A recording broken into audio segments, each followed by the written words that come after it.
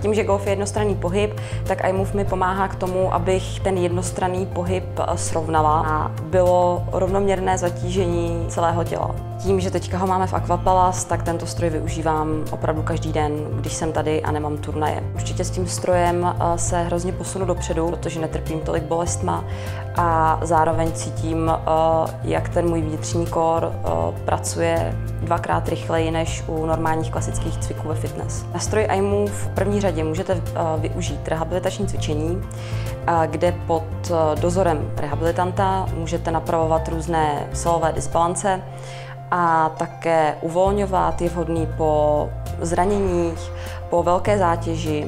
Dále se na něm cvičí fitness a specifické sporty, takže to zaměření je opravdu široké a každý se v něm najde, nejen ten vrcholový sportovec. Samozřejmě člověk, který si na to půjde zacvičit, aby třeba zhubnul, posílil svalstvo nebo naopak srovnal nějaké disbalance, tak asi nebude používat úplně ty samé pomůcky jako já, ale může. Zapojujete 90% svalů, což je naprosto geniální. Nástroj iMove je vlastně 20 minut cvičení jako 60 minut běhu, takže tenhle stroj je opravdu velice efektivní a hrozně rychlý a cítíte změny v podstatě v průběhu jednoho týdne.